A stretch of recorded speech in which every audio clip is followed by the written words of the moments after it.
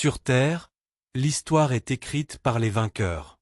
Si Napoléon avait gagné à son époque, Alexandre Ier se serait retrouvé sur l'île de Sainte-Hélène, ou peut-être même en Sibérie.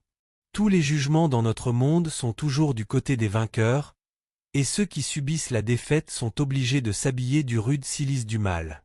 Déformés par la rouille de la propagande, les idées de Napoléon, y compris celles concernant une Europe unie, sont présentées à tous les imbéciles et aveugles vivant aujourd'hui comme des aspirations à la sauvagerie, au meurtre et au crime. La victoire légalise tout, y compris les crimes commis auparavant. Non, ce n'est pas un discours de défense en faveur du droit de la force, mais des éclaboussures de l'eau sacrée et vivifiante en direction de la force du droit. Napoléon à son époque était aussi un vainqueur, et ce qui est le plus important, en arrivant au pouvoir, il a légalisé ses actions, quelles qu'elles soient, en les revêtant de la robe formellement sanctionnée d'actes d'État. Celui qui est au pouvoir, c'est lui la loi. Louis XVI, Robespierre et Napoléon en sont des exemples.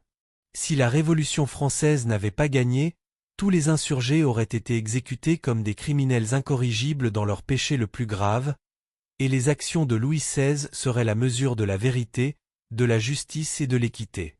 Cependant, la Révolution a gagné et celui qui était tout est devenu légitimement rien en fait. Il y a eu une révolution en France, mais son résultat, en même temps, influence aussi l'interprétation de ce concept, comme l'un des élans humains les plus élevés ou comme la rébellion et l'insurrection les plus méprisables. Tout est déterminé uniquement par le succès de telle ou telle entreprise. Et en plus, notre monde n'est pas si unilatéral.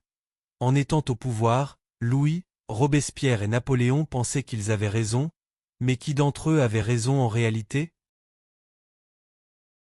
Pour le peuple, sous le règne de chacun d'eux, il y avait ses propres avantages et inconvénients. Quant à eux, en étant au pouvoir, ils ne pensaient qu'à eux-mêmes. Chacun d'eux a détruit l'autre. Ce processus est inévitable lorsque l'on est au sommet de la pyramide politique.